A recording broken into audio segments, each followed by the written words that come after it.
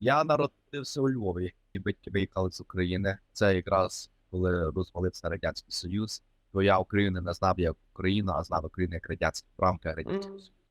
Попав в США, вивчився в хайскул, це середня школа, 4 роки, пішов в коледж. Хотів бути лікарем, але коли я побачив, скільки це коштує навчання, понад 300 тисяч доларів, для мене це була нереальна сума тоді в цей момент. Я вирішив стати парамедиком. Парамедик це по-українськи як фельдшер, трошки більш-менш схоже. Це медик, який працює на швидкій машині. Якщо приватна служба, це буде швидка машина. І, звичайно, парамедики працюють на пожежній службі. І до пожежної служби я працював на швидкій майже 4 роки. Коли я отримав ліцензію парамедика і мав рік стажу парамедика, тоді я почав. І я заповняв до того на пожежну службу, але я тоді мені запропонувала роботу пожежного, тому що в мене була кваліфікація. І коли я з першого дня, коли я пішов на роботу, це почалася пожежна академія. І, звичайно, за пожежну академію платять. Пожежна академія тривала 26 тижнів, майже приблизно року. Закінчив я пожежну академію, це при моєму департаменті, і зразу пішов працювати в мій департамент. У нас на даний момент є 8 пожежних частин, і я можу в одній з любих пожежних частин працювати пожежним парамедиком. Будь ласка, про свій робочий день. Коротенько про розклад. Наш розклад ми працюємо 10 змін по 24 години в місяць. Це 2 доби через 4. Починається зміна в 7 ранку. Якщо ти приїхав на роботу в 7 ранку, ти вже спізнився. 6:45 це ти вчасно, 6:30 ти приїхав раніше. Приїжджаєш, замінюєш цю особу, яку цей, наприклад, на пожежній машині працює троє пожежних. Водій, капітан і пожежник. Якщо я працюю капітаном, капітан не може додому піти, поки я його не замінив. Ну і тому подібне. І це місце не може бути пустим. Пожежна машина не є, виходить, в службовому стані, коли не вистачає персоналу. У нас не може бути, що одна людина не вистачає, і ми працюємо. У нас так не працює. У нас закон, і закон до кінця виповняється. Ось я заміняю цю людину, ця людина мені розказує пожежний, як в неї пройшла зміна, тому що у нас також дівчата працюють. І вони, коли мені розказують, як зміна пройшла, вони кажуть, там якісь були виклики, чи якісь були поломки в техніці, чи ще щось. І я беру цю інформацію, і, звичайно, мій наступний крок – це перевіряти свій інструмент, де я задіяний. Якщо я працюю парамедиком, я перевіряю все медичне обладнання, перевіряю свій дихальний апарат, свою маску, все обладнання, яке на пожежній машині, звичайно, і це заповняється коротенький бланк в електронному форматі, дуже швидко, до речі. І тоді вже в реальності ми через півгодини заступаємо, в реальності заступаємо на зміну. Коли ми в реальності заступили на зміну, вже так приблизно 7:30 ранку, ми снідаємо, маємо сніданок, займаємося фізичними вправами, у нас є спортзал в пожежній частині. Ну, звичайно, ми з тими, якщо є виклики, виїжджаємо на виклик. Обід, після обіду займаємося тренінгом, або до обіду, дивлячись, який в нас є час між викликами. Пізніше їдемо в магазин на пожежній машині, купляємо їжу і скидаємося гроші. Ми всі хлопці і дівчата купляємо їжу, і хтось з нас готовий к вечері. І ця людина займається вечерю. Звичайно, якщо ти готовиш вечерю, поступає виклик, ти все залишаєш, їдеш на виклик. І, звичайно, сідаємо, вечеряємо, це як одна велика сім'я. Коли ми вже повечеряли, тоді після цього ми прибрали кухню, і тоді ми можемо сісти в кріслах, подивитися на телевізор, можливо, новини, можливо, якийсь фільм, тому що це після 5 вечора рахується наш час. До 9 вечора. 9 вечора можете спати, якщо є виклик, автоматично включається система оповіщення, що в нас є виклик, включається світло, ми швиденько вдягаємося, дається нам хвилину часу, сідаємо в пожежну машину, в швидку машину, виїжджаємо на виклик. І до 6 ранку ми можемо спати. Якщо немає виклику, нам повезло, і в 6 ранку ми просипаємося, і наступна зміна наступає, знову наша. І вже коли ми пройшли другий день, другу добу, ми зранку встаємо в 6 ранку, миємо пожежну машину, швидку машину, і приводимо пожежну частину в порядок. Я не кажу, що в нас є безпорядок, але коли заступає наступна зміна, вони приходять, і дуже гарно, коли ти зайшов в пожежну частину, там є чисто, машина помита, твоє обладнання все чисте, тобі не потрібно робити екстра роботу. І хто приходить наступна зміна, вони нас заміняють. І велика різниця між нами і Україною, що в нас є 3 зміни або 3 караули, в Україні є 4. Жінки, вони працюють як бойові одиниці, скажімо так. Наші жінки, вони повноцінні жінки, на них дивляться як на людину, яка фізично може робити роботу пожежну. Жінки так само повноцінно дають такий самий екзамен, як мужчини, на такому самому рівні. Все рівень одинаковий. У нас в реальності робота пожежного ціниться. Тому ми кажемо вогнеборець. Колись ми казали fireman, це якби пожежний або пожежна, а тепер ми кажемо вогнеборець, firefighter. І це входить чи чоловік, чи жінка. В нас і дівчата працюють пожежними і дуже класну роботу роблять. Коли був минулого разу в Україні, це було в липні, я бачу в формі жінки ходять, але вони або диспетчер, можливо, інспектор, можливо, офіцер там надання інформації. Ну, я реально не зустрічався з пожежницею, жінкою, яка є пожежною. На пожежній машині працює повноцінно, як всі пожежні. І ще одна велика різниця між Україною і США, що всі наші начальники колись були пожежними. У нас немає, що прийшов з університету офіцер і починає тобою командувати. У нас такому офіцеру скажуть, будь ласка, вийди за двері. А з вулиці не приймають водіїв на пожежну службу. Щоб мені стати водієм пожежної служби номер 1, мені треба бути в пожежну академію, стати повноцінним пожежним, закінчити час іспиту, і через 3 роки служби мені треба пройти специфічні курси, класи, і тоді здати екзамен на водія. Ми кажемо, інженер здав екзамен, якщо його здав, якщо я його не провалив, тоді в мене є сертифікат водія. І тоді я можу працювати водієм. А якщо звільнилася, водій вийшов наш, ми кажемо, інженер пішов на пенсію, тоді ми когось просувають на цю посаду, і це по черзі. Так само з капітаном. Капітаном потрібно відпрацювати 5 років на пожежній службі. Офіцером вищим, наприклад, це вже буде як в Україні майор, років 10 потрібно відпрацювати. Тому я кажу, нас всі продвигаються, просуваються знизу вверх, і в нас нікого немає, збоку не заходять якісь студенти, які бувші з університету, лейтенант або капітани, в нас немає цього. І тому наш самий вищий начальник, який, по-вашому, генерал, він розуміє роботу пожежного. І, до речі, наш начальник, саме вищий генерал, може на пожежну частину, сісти в пожежну машину, працювати пожежним. В нього є всі кваліфікації, і він цього не забув. Він може це робити. І він себе, як ми кажемо по-українську, пускає до цього рівня. І він приходив інколи працював на пожежній машині. Приклад приведу, в нас хлопець, з нього був рак, і йому не вистачало лікарняного часу, то ми міняли це змінами. Ми за нього працювали, а він самі нічого нам не був винний, тому що ми хотіли, щоб він лікувався. Самі вищі начальники, вони приходили на пожежну частину і по зміні працювали до цього хлопця. Я говорю за генерала, полковників, майорів. Люди з штабу приходили, тому що штабні офіцери, вони є реальні пожежні. Вони не є просто ж офіцери якісь мають добре знання. Оце велика різниця. І вони працюють. До речі, мій генерал мені дзвонив на днях, що я трошки хвалюсь, я і з моєї департаменту ще одна дівчина Аня, ми були в Україні, допомагали українським пожежним, медикам, і, до речі, я не знаю, якісь з лікарів з американських дав нам, так, написав про нас десь там статтю позитивно, і нам повинні вручити медалі в Каліфорнії. Там, я не знаю імені генерала дзвонить і кажуть, приїхати в Лос-Анджелес, то чи полетіти і отримати медаль. І я, і Аня, це також пожежний парамедик. Тому наші генерали навіть з нами дзвонять на персональний телефон, з тобою розмовляють, Дуже круто. Можливо, років 5, можливо, 7 назад до нас переїжджали в Каліфорнію українські лікарі. Вони були головні лікарі по області.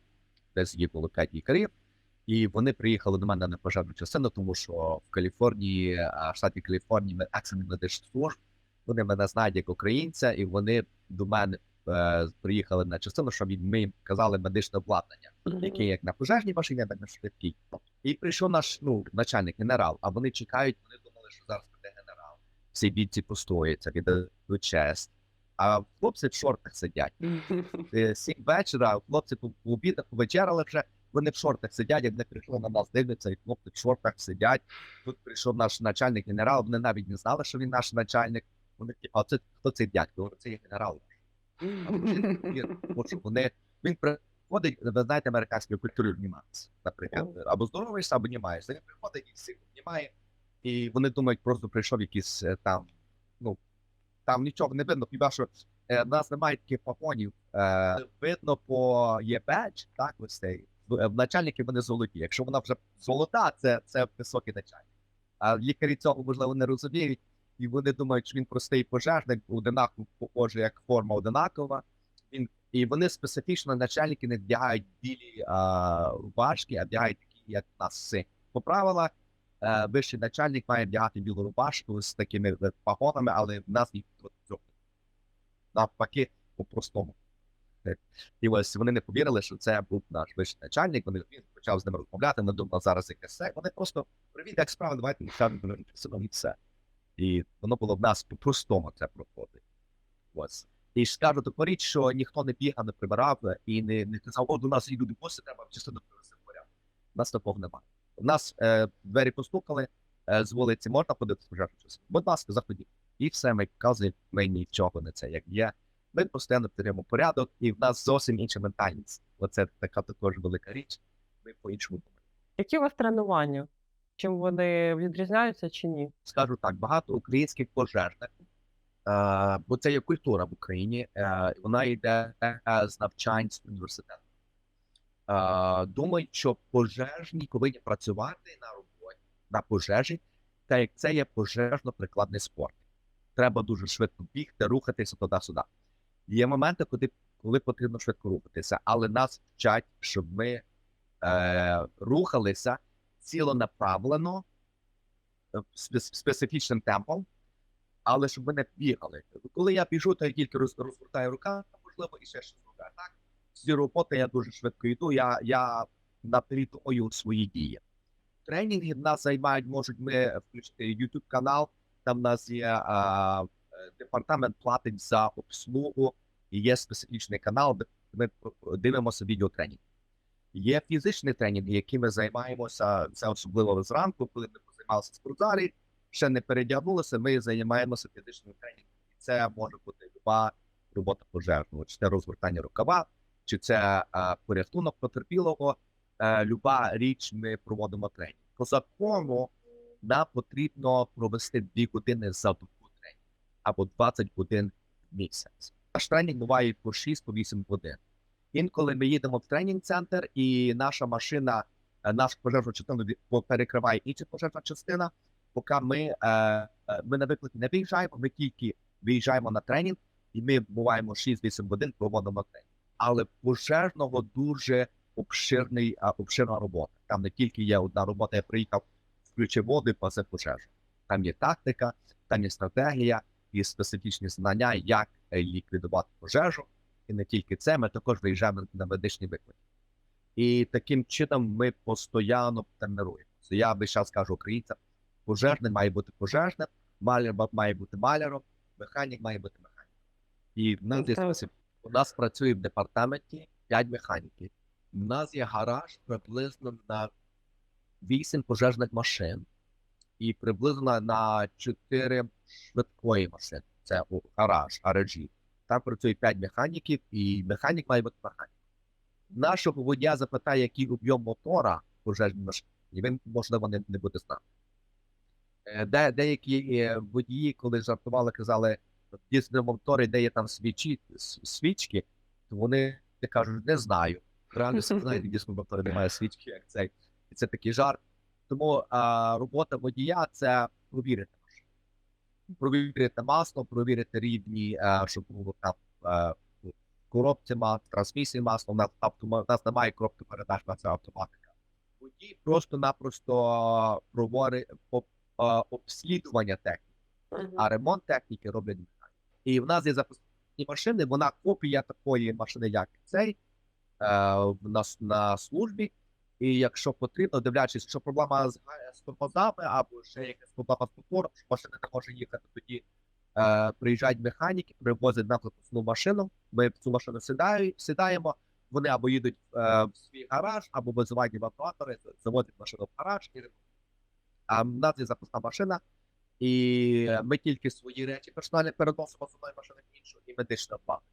А рукава і все інше обладнання, воно є така сама копія. В реальності дві модельки машин, і в нас в запасі приблизно 5 пожежних машин на 10 пожежних частин. Ви як парамедик, ваша робота надати тільки першу медичну допомогу, а далі ви вже передаєте в лікарню. Так, якщо візьмемо, в нас є і швидка машина, і пожежна машина, ми виїжджаємо разом, і це також велика різниця між Україною. Швидка і пожежна виїхала на виклик, працює 5 людей. 3 на пожежній, 2 на швидкій. У нас немає водія на швидкій. Парамедик є і водій, чається. У нас немає водія, і ми міняємося. І приїхала на виклик. Якщо пацієнт критичний, то пожежні парамедики з пожежної машини сідають разом в швидку машину і їдуть в лікарню. Якщо потрібно більше людей, щоб працювали на критичному пацієнту. Якщо пацієнт не критичний, швидка їде в лікарню, везе пацієнта, а пожежна повертається назад на пожежну частину. Швидка приїжджає в лікарню, по дорозі в лікарню, по радіостанції ми даємо рапорт, що ми їдемо до лікарню, через який час приїдемо, який у нас пацієнт, скільки йому віку, її віку і яка проблема медична. Нас приїхали в лікарню, якщо критичний пацієнт, зустрічає наша команда, наприклад, візьмемо людину інсульт, так, stroke. Тоді зустрічає нас команда і приходить спеціаліст, і ми автоматично цю людину веземо в специфічний відділ лікарні. В нас, скажімо, emergency, або відділ швидкої допомоги. Якщо пологи, то ми веземо жінку, якщо дитина ще майже не народилась, в відділ пологів. Якщо в людини є сердечний приступ, ми зразу веземо цю людину в сердечний приступ, сердечний відділ. Якщо травма, то ми ведемо в травму. І це воно і в лікарні. І воно все з'єднано в лікарні. Це дуже зручно. І вони знають наперед на 5-10 хвилин часу в лікарні, що їде швидка з критичним пацієнтом. І вони готуються. Коли ти приїжджаєш, реально це як в фільмі. Приїжджаєш, тебе зустрічає команда в палатах, там хірурги, якщо критичний пацієнт з травмою, і ти передаєш лікарню, і даєш інформацію, рапорт, що трапилося, і все, воно працює дуже цей. Якщо пацієнт не критичний, він може інколи в тебе бути на каталці деякий час, поки не знайдуть йому ліжку, або крісло, або ще щось. Якщо психічно хворий людина, тоді ще й шукають лікарні security, щоб він дивився за цією людиною. І в них є специфічний відділ там, і там сидять security, щоб ці люди були там в окремому відділі, щоб вони нікому не мішали. І все під контролем. Дуже контролюється. І, звичайно, американська культура, ніхто не вривається в лікарню, там є родичі. Все прийшов, зареєструвався, де твій родич, питають цю всю інформацію. Воно дуже формально проходить, тому немає такого, щоб лишні люди в відділах, в критичних відділах ходили лишні. Тому ми знаємо, хто є хто. Наприклад, якщо я вдягнув форму пожежного, я в лікарню йшов, то мені всі двері відкривають, тому що вони думають, що я працюю, наприклад, як кажу так. Якщо я зайшов в футболці, вони скажуть: ей, стоп, ти куди йдеш? Ти хто такий? Я пожежний, я розумію, ти пожежний, але ти, вибач, будь ласка, зайди в вхід, не в службовий, а для всіх людей. Так, у нас працює. Тут вже немає такого, що я вже не прийшов в лікарню, зайшов в відділ швидкої, і там мені потрібно з лікарем розмовляти. Так в нас не працює. Кажу таку річ, що коли я працюю пожежним на пожежній машині, і в нас є медичне обладнання, ми приїжджаємо на виклик, наприклад, швидкої ще немає. Ми поїхали самі на виклик, а швидка їде з іншого району, ми автоматично надаємо домедичну допомогу. Це кануляція, інтубація, якщо це СЛР, робимо СЛР, ми все робимо. І тоді, коли приїхала швидка, пацієнт залишається мій, я своїм пацієнтом, сідаю в швидку, і я рахуюся головним парамедиком, і до тих пір, поки я не подав того пацієнта до лікаря. Тому я залишаюся з пацієнтом. І в багатьох випадках в реальності в мене були пологи на пожежній машині, ми приїхали, тому що швидка була в іншому районі. В мене були випадки SLR, в мене були випадки, де людина мала і інсульт, де людина мала медичний приступ серця. І до того часу, поки приїхала швидка, я зробив кануляцію, я зробив каріограму, відправив каріограму в лікарню. До речі, наша каріограма відправляється в лікарню, лікар її читає в реальному часі, і воно дуже швидко направлено. В каріограмі в нас є автоматично тиск крові провіряється, рівень цукру, пульс оксиметр. В нас дуже розвинена ця система. І, звичайно, в нас на швидкій немає лікарів. Тому що це нереально, щоб лікар заплатив за навчання 300 тисяч доларів, і працює на швидкій, получаючи 100 тисяч доларів зарплат. В реальності лікарі заробляють, можливо, я думаю, 200-150 тисяч доларів, тому нема. А парамедики роблять ту саму роботу, щоб лікар просто. Бо краще, щоб лікарі працювали в лікарні. Лікарі і анестезіологи, вони займають перше місце по рівню зарплатні. Так, до речі, в нас мій знайомий хлопець, він зі Львова, він живе неподалеку в мене в Каліфорнії, він є анестезіолог. Ну, він не розказує, тому що в американській культурі не прийнято розказувати, скільки хто заробляє грошей. Це в нашій культурі прийнято, і це нормально. Ну, я знаю, що він живе в дуже престижному районі, його дружина також є медсестрою. Я не знаю, чи вона працює зараз на сторі чи ні, але я знаю, що він дуже гарному районі живе. З його дому видно він на горі живе, то в нього дуже я знаю, в нього дуже хороший хлопець і хороша зарплата. Ну, він молодець, тому що він вчився. Ось. Анестезіологи мають добру. Анестезіологи, я думаю, хірурги, це найбільше люди, лікарі, які мають найбільшу зарплату. Плюси бути пожежним, є у вас якісь пільги? Є пільги тільки на рівні пожежної служби. Я скажу так, в нас в США пожежна служба, вона є децентралізована. Значить, федеральна і штат служба, держава не має впливу на пожежну частину, на їхні рішення. Тому від федеральної держави в мене не буде ніякої пенсії і ніяких пільг. В Каліфорнії в мене також не буде ніякої пенсії і ніяких пільг. Від пожежної служби, хоча ми разом збираємось, і в нас є пенсійний фонд, який в Каліфорнії знаходиться, і це є Каліфорнійський пенсійний фонд, але це не є від штату, а це є персональний від нашої пожежної служби. Які плюси? В моєму департаменті розклад роботи, вихідні і лікарні часи. Я отримую 360 годин в рік вихідних часів, це 1,5 місяця. Через рік мені піднімуть до 420 годин, це майже буде 2 місяці вихідних, які я можу брати, які оплачуються. Лікарняний час я можу перевести ці служби на рік. 2000 годин я можу перевести на рік служби. Це пільга така. І на пенсію 50 років. Це по старих правилах, по нових правилах 57 років. Пенсія буде 90% від зарплат. Якщо пожежна заробляє 100 тисяч доларів, це значить буде 90 тисяч доларів максимальна пенсія. Це дуже великий плюс. Медична страховка. В США страховка дорога, щоб мені мати медичну страховку ми кажемо, Обамакер, коли Обама був в переплаті, він зробив страховку соціальну. Щоб мені купити цю страховку на моїй собі, це мені коштувало би більше 2 тисяч доларів. А це покриває мені пожежна служба. І вони покривають мені страховку до нормального пенсійного віку в США, це 62 роки. То значить, я закінчую пожежну службу, йду на пенсію, і вони мені покривають мою медичну страховку до тих пір, поки мені не включиться пенсіонна федеральна медична страховка. І зверху вони додають, в мене буде 2 страховки, до речі. Звичайно, гарантія, що ти будеш мати зарплату. І в мене ніколи не було такого, що мені не затримувала зарплату або не доплатили. І один великий плюс пожежних – це понаднормова зміна. В нас українці жартують пожежні, вони кажуть, в нас понаднормова. Я не за всіх кажу, я просто з деякими спілкуюсь.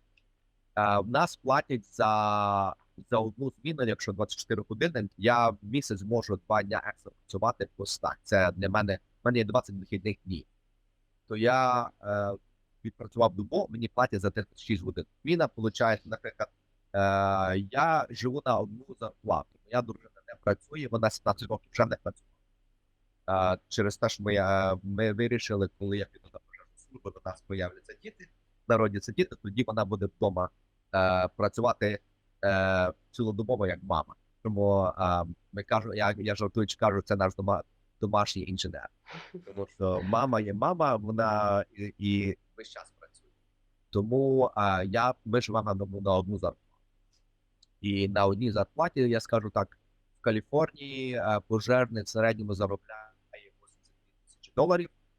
В моєму департаменті пожежник приблизно в середньому заробляє $105-110 тисяч.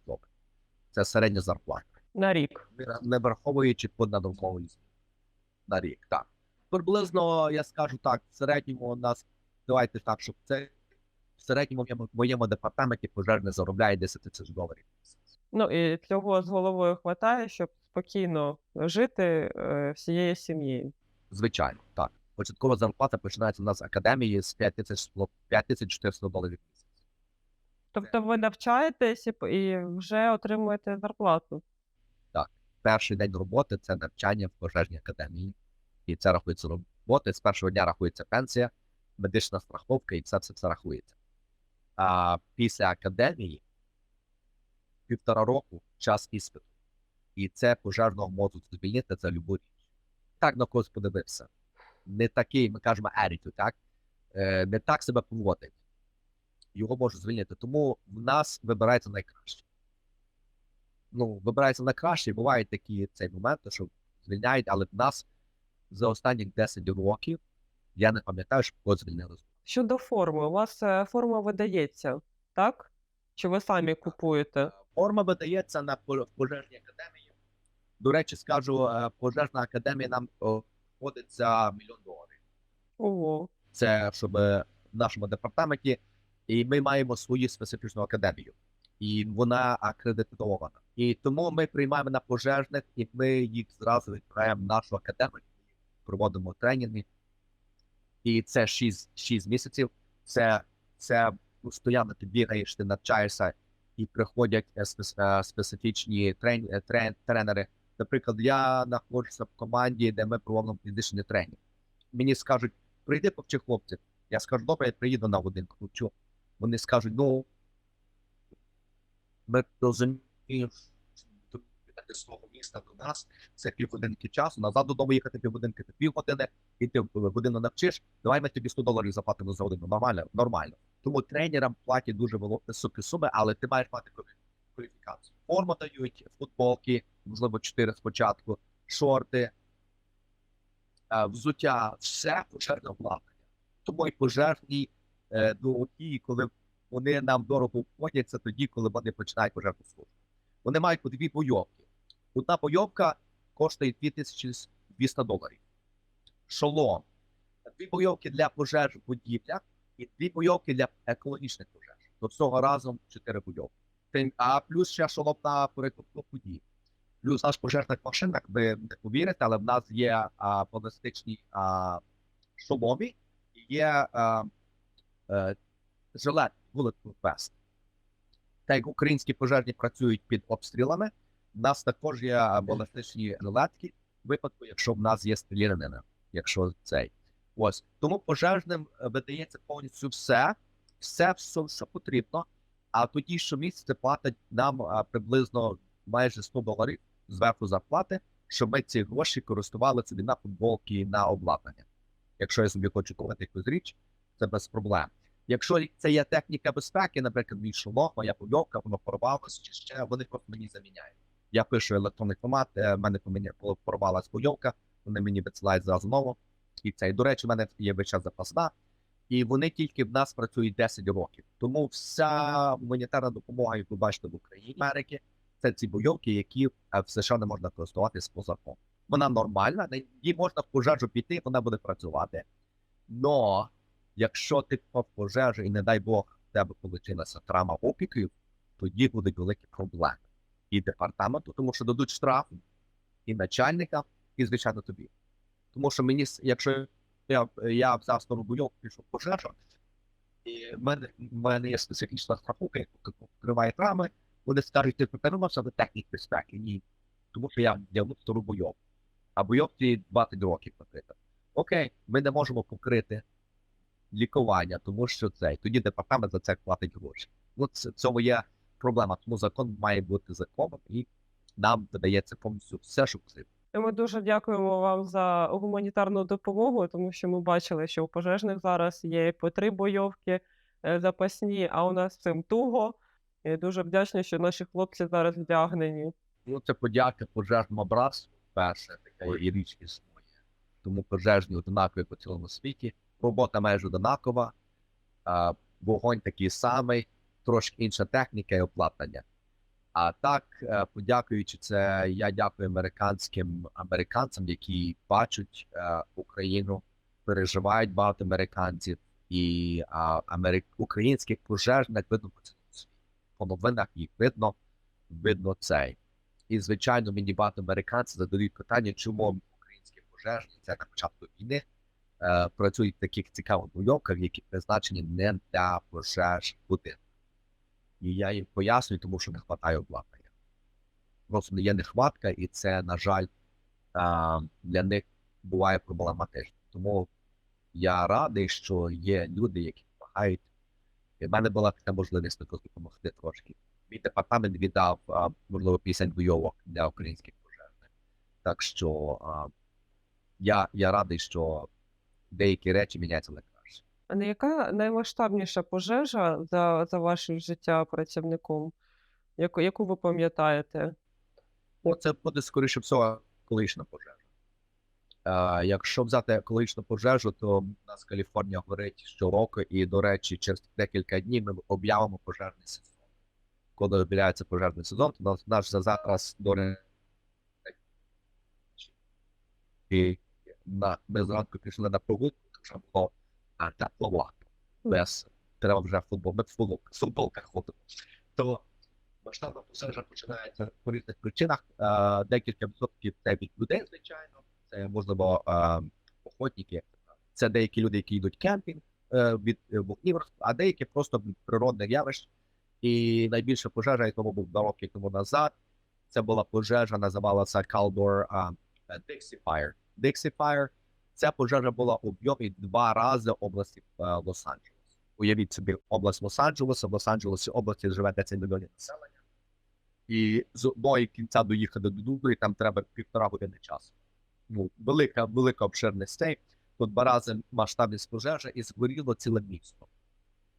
Получається. І то ми працювали, ми там були 15 днів на цій пожежі.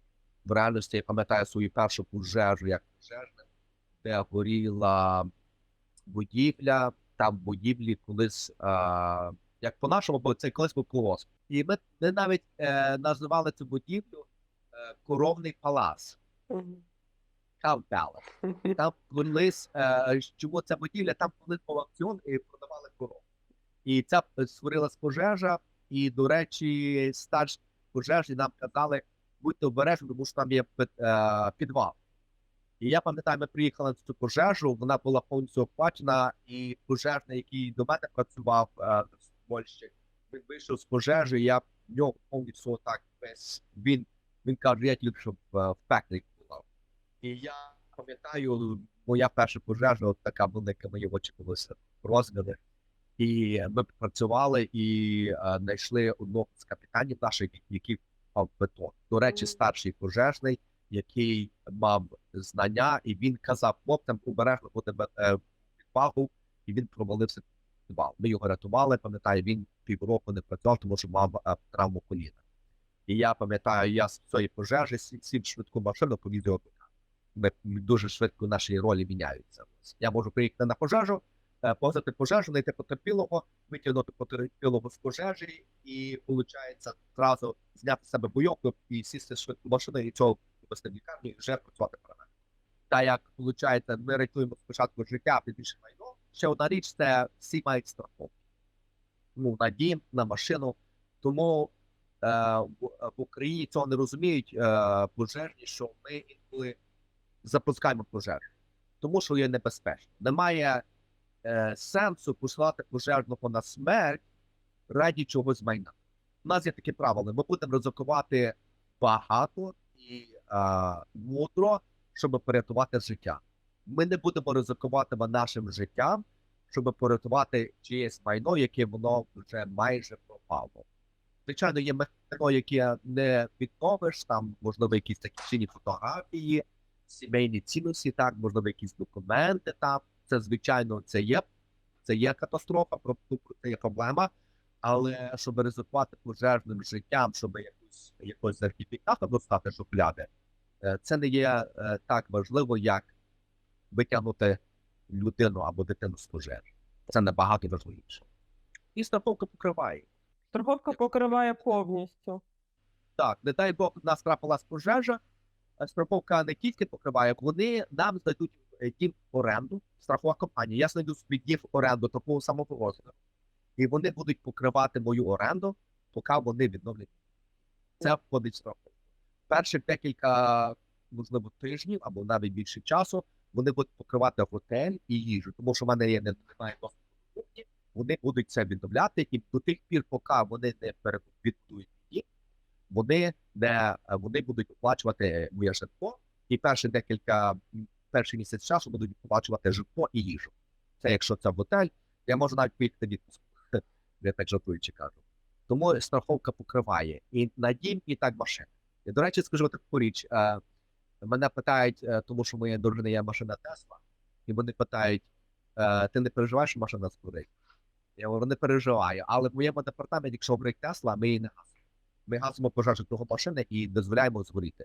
І кажуть, ось, так деякі кажуть, ось ви тупі американці. Кажуть, ми тупі, але в них страховка покриває. Головне, щоб ці люди не свої персональні речі не ставили в машину. А які це також покриває страховка. Так що це не є проблема. Чи є у вас якась психологічна допомога, як ви справляєтесь? Так, у нас є психологічна допомога, але в нас немає психологів, так як це є в ДСНС.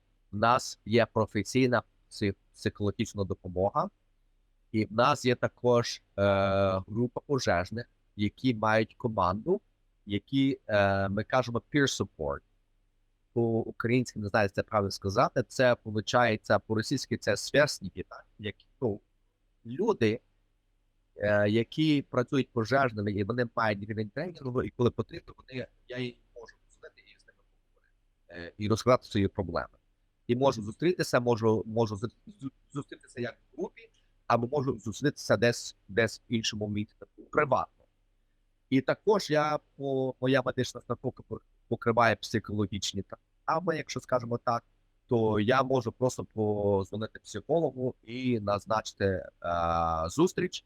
І також. Так що я можу мати професійну зустріч з суспільним медиком і також з людьми, які зрозуміють мою проблему. Якщо я прийду до психолога і почну йому розказувати там свої речі, він мене не зможе зрозуміти, так як мене зрозуміє пожежник. Так.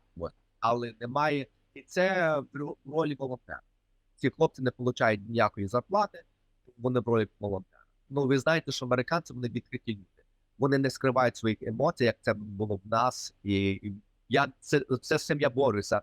Бо це, як не вийшов, в нас при Радянському Союзі казали, типу, не показуй свої емоції, бо ти слабий. Це слабість. Американці ні, американець, ну скажу такий приклад, був, нас один водій прийшов працювати на нашу зміну понаднормовий час, і він виїхав на виклик. І на його виклик був такий, що людина застрелила нас. І це був його батько. І це був дуже такий момент. Він приїхав до свого батька на виклик. Уявляєте собі? Це просто так подумати, мені аж мені було неприємно. То всі пожежні, які приїхали до нас на виклик, більше на цей день на виклики не виїжджали. Їх зібрали в команду, і нас їх зібрали, і нас просто з нами провели таку роботу, психологічну роботу.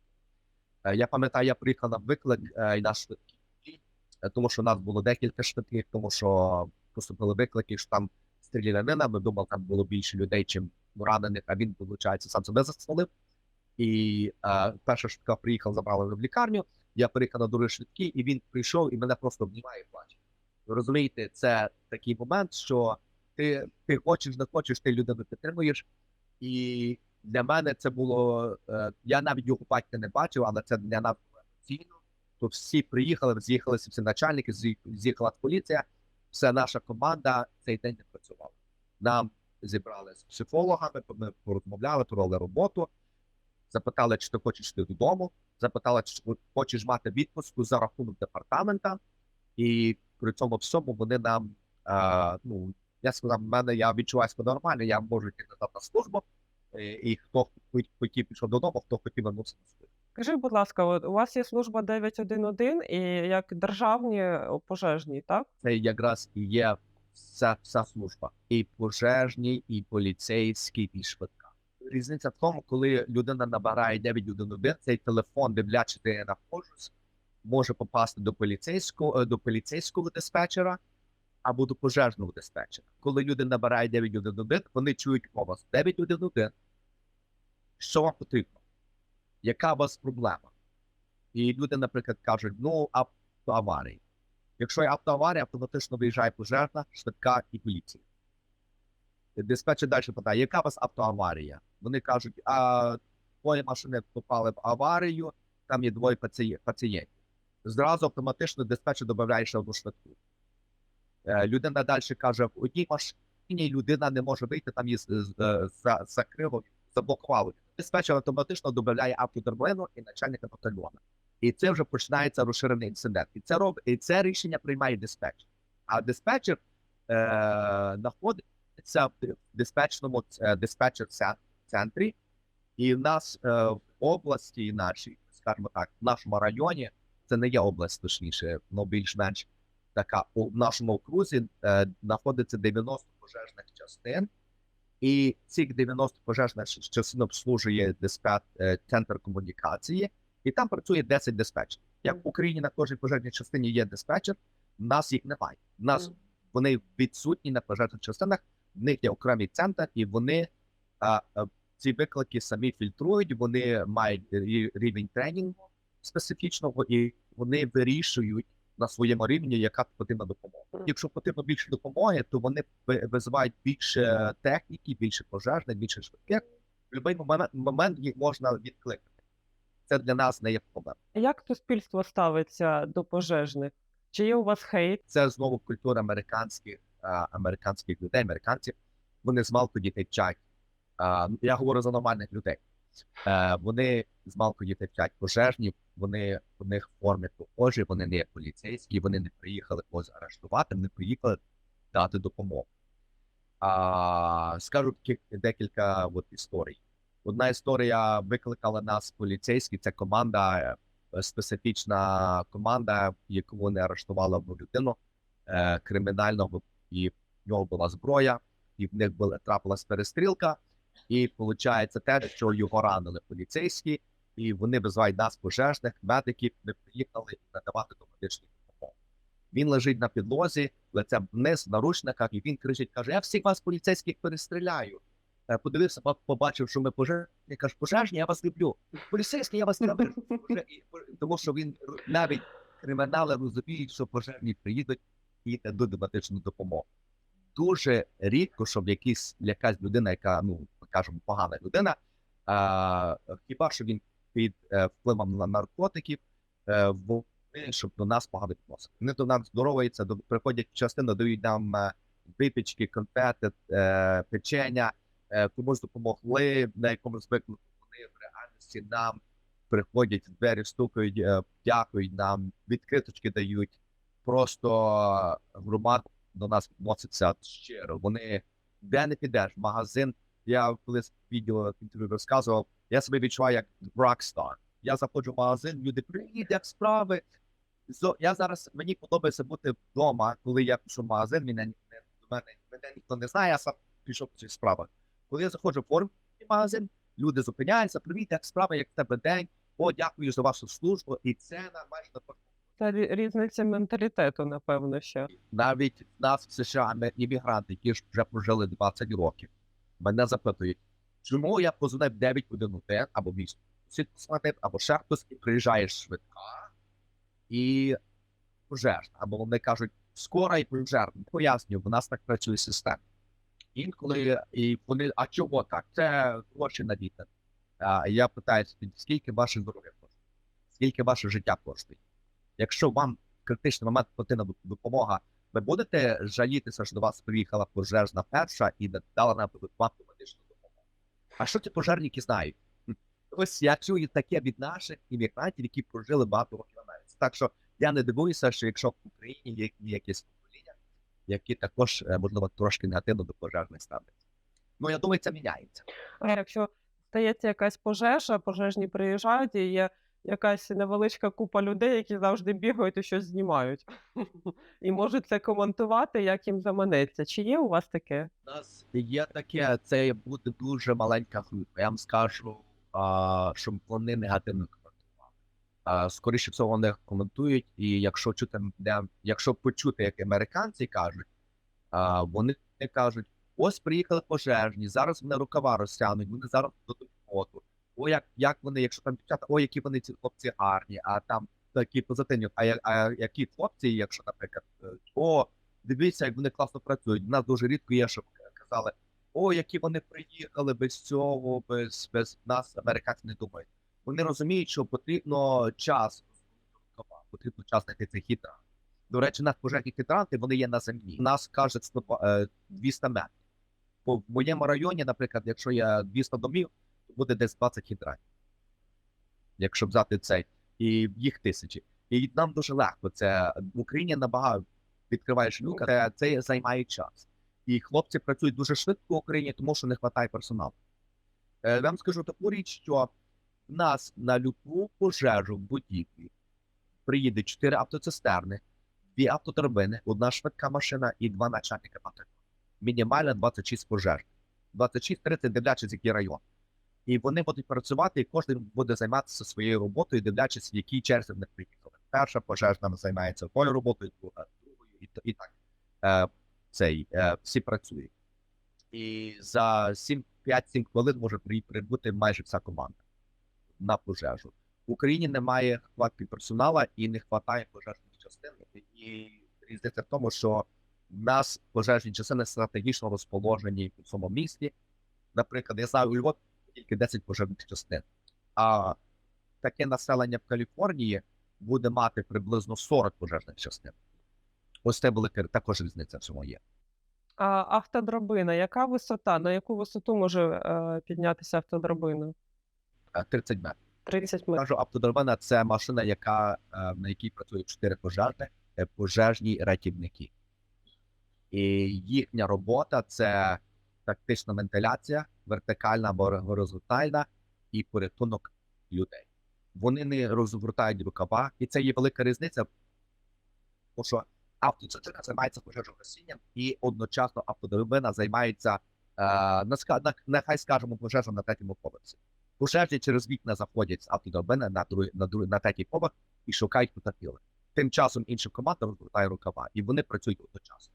В нас одночасно багато роботи робиться, і воно є ефективним. Порятунок життя, в першу чергу, в другу чергу порятунок майна. Тому автодрабина, коли я кажу, це машина, яка коштує більше $1 мільйона. Чи є у вас якісь заборони, чого вам не можна робити? Звичайні заборони. Наприклад, я вам скажу так, в мене є не тільки пожежний, в мене є ліцензія парамедика. І, наприклад, скажімо так, такий я дуже поганий приклад приведу. Уявіть собі, я вдарив свою дружину. Дружина позвонила в поліцію. Поліція приїхала, вони мене заарештували, я можу загубити мою ліцензію парамедика. Корупція. В нас відсутня корупція. Тому що платять нормальні зарплати. І якщо люди зловили з корупції, ця людина, вона йде в рек. Це датабейс на всю Америку. Вона не буде більше працювати ні пожежником, ні поліцейським, ні ріалтором. Ця людина може мати тільки якусь таку роботу, яка не є відповідальною. Навіть в лікарню прибиральником не візьмуть. Ось в нас це відсутнє. В нас заборонено поводити себе поза службою в негативному стані, який, наприклад, опозорить департамент пожежну службу. Наприклад, я не можу вдягнути свою в ресторан, сказати, дайте мені безплатно. Вони мене накормлять безкоштовно. Це не питання не в тому. Вони можуть це зробити, якщо я це захочу. Так. Але це буде негативно. Якщо я повинна, це також буде дуже негативно. Тому в нас є специфічні правила, які ми повинні дотримуватися поза межами пожежної служби. На пожежній службі ми повинні вести себе професійно. В нас на викликах не почують, що пожежний говорить погані слова. В нас одна річ, яку всі сертифікати, які ми маємо, в нас немає тільки грамот. І, наприклад, моя ліцензія парамедика кожні 2 роки я повинен обновляти. Щоб обновити мою ліцензію парамедика, я маю пройти 48 годин класів, курсів специфічних. Якщо я ці курси не пройшов і не обновив ліцензію парамедика, я загрузив. Водійські правила. Кожний пожежний має бути водій. Як ви розумієте, на США водія на 16 років. І якщо я загубив свій driver license, а тому що я отримав великий штраф, а штраф у нас дуже великий, то я можу загубити свою роботу. І це найшвидший спосіб загубити роботу – це мені набрехати. Що я маю робити? Я їхав на машині і отримав штраф. Я на роботі повинен сказати, що мені дали штраф. Я набрехав, тому що я їхав на пожежній машині і, наприклад, зацепив іншу машину, і я сказав, що я цього не зробив. Це мене звільняє. Але якщо я їхав на пожежній машині і спеціально зробив це, і сказав, що я був під великим стресом, мене направлять на якесь лікування і не звільнять з роботи. І ще вернуть, і ще вибачать, що начальники дали великий рівень стресу. Ось так смішно це, але так працює. До речі, скажу, в нас звільнили це багато років назад. У нас був один пожежний, він був афроамериканець, і він мав пацієнта, який зламав собі руку, і в нього був гіпс на руці. І цей маркером написав на нього на руці white power, біла сила. Це значить, як дискримінація. Він був чорний, але білому написав це. І він пожартував, просто жарт. Це було більше 20 років назад тому, і медсестра одна побачила це і пожалілася. Прийшли, начальник його викликав, і начальник його запитав, ти писав, він каже, я не писав. Вони викликали, що ви кажете, він писав, він трохи це писав. Але в нас є сильна профспілка. Щоб до мене прийшов начальник і сказав, слухай, ти пиши так в рапорті, а я йому скажу, ні, я так не напишу, бо це є неправильно. Мене начальник не може звільнити з роботи. Це має бути цілий процес. Якщо я раз спізнився на роботу, мене не звільняють. Якщо я зробив якусь помилку, мене не звільняють. А якщо я навіть зробив щось навмисне, і в мене була на це причина, то спілка мене захистить. Це велика різниця, і я не боюся начальнику сказати в очі якусь таку річ, яку б я не сказав в інших моментах. І я не боюся, але я маю в виду нормальну розмову сказати начальнику, я з тобою не погоджуюся. І ось моя думка, і ти хочеш, погоджуєшся, хочеш не погоджуєшся зі мною, і це профспілка мене захистить. Я не переживаю. Ну ось є такі в нас різні моменти, але в реальності це повинна бути людина. Перше, оце є така річ людяність. Якщо ти є нормальною людиною, тебе всі поважають, і немає проблеми з роботою. Тому що якщо ти прийшов на роботу нормально на настрої і всіма здороваєшся з тобою, всім також подобається. Якщо я прийшов в поганому настрої, починаю там людям казати там підлеглим, мені це не подобається, мені це не подобається, тоді я повністю всім настрій спортив і Якщо у начальника поганий настрій, то краще ховайся. в нас ні. В нас, наприклад, скажу такий приклад, я працював на зміні, мене замінює капітан, приходить і каже, ви машину помили, я кажу, мене не помили машину, тому що у нас з 12-ї ночі до 6 ранку, у нас 6:30 ранку, у нас було 4 виклика, ми в 6:45 приїхали на пожежну частину, і я хлопцям сказав, машину не помили. А він каже, мені це не подобається. Я говорю, вибач. Але ти знаєш, які наші правила. Якщо ти хочеш, щоб ми залишилися помити машину, тоді мені треба заповнити бланк, що ми працюємо по новому зміну. Тоді ти повинен відповісти вищому начальнику, чому команда троє пожежних на півгодини перепрацювали, коли в них була заміна. І він, звичайно, в нього був поганий настрій, але я кажу, вибач, в тебе сьогодні поганий настрій, але ти мені і моїй команді не код настрій. Якщо ти хочеш якісь мати питання, ти не до мого водія звертайся, а до мене. А я тоді говорю з водієм, тобі так працює. Я не йду до твого водія і кажу йому там щось, розказую. Я до тебе йду.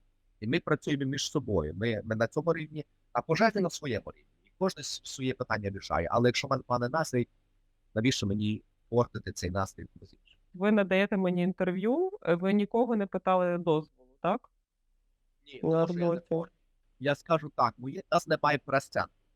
У нас при пожежі приїжджають новини, і хтось з начальників буде давати інтерв'ю. А якщо до мене новини прийдуть, я скажу, будь ласка, йдіть до начальника, тому що я в такій посаді, що я зайнятий. Я гарно відкажу. Якщо мене там спитають якісь питання, я можу відповісти. Це не є проблема. Ну, якщо я буду десь виступати, наприклад, по новинах, і, до речі, це не моє перше інтерв'ю. До мене приїжджали українці, Поло з Америки, можливо, ви чули. Вони приїжджали до мене на пожежну частину, вони побачили наш тренінг і знімали. Тоді я там дозволив. І також в нас є радіо Слав'янське радіо, там і по-українськи, і по-російськи. То коли мене просили, щоб я прийшов на інтерв'ю і був в формі, тоді я начальника просив дозвіл. Також перед тим, як я летів в Україну перший раз, коли почалася війна, то прийшов журналіст, декілька журналістів позвонили, і вони просили мене інтерв'ю в пожежній частині, то я був бути в формі. Мене так попросили, то я дозволив начальника. І ні одного разу не було, що начальник відказував. Якщо наш пожежник з України приїде в Америку, його візьмуть на роботу, чи потрібно заново проходити курс навчання або щось? Потрібно заново. Чому? Тому що йому потрібно перше мати знання екстреного медичного техніка. Якщо в нас зараз на роботу приймають нових, то тільки приймають парамедики. Уявіть собі, в Україні хлопець пішов або дівчина вивчилася на фельдшера, відпрацювала рік часу, і тоді поступила на пожежну службу, пожежну академію і тому подібне. Тому потрібно мати мінімум екстреного медичного техніка, мінімум мати якийсь рівень тренінгів або experience, досвід. Це, скоріше всього, волонтери працюють безкоштовно. Пожежні в нас є волонтери в маленьких містечках і набратись досвіду, і тоді заповняти на пожежну службу. А якщо людина прийшла і каже, я був пожежним в Україні, вони скажуть, ми раді за вас, дякуємо, що ви в українському молодому, але в нас такі правила. Ну, я також не можу приїхати в Україну і сказати, слухайте, я американський пожежний, я був на тих пожежах, я в 19 років відпрацював, ви що, я хочу роботу? Мені скажуть, слухай, хлопче, ставай в чергу. Навчайся, і ти поступай. Правильно, ну це буде правильно. Або медиком. Я прийду на швидку, скажу, в Київ.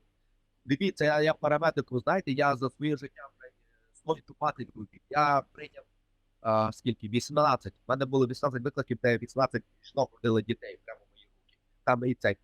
Вони скажуть, це класно, молодець, тебе є досвід, але в нас є свої правила.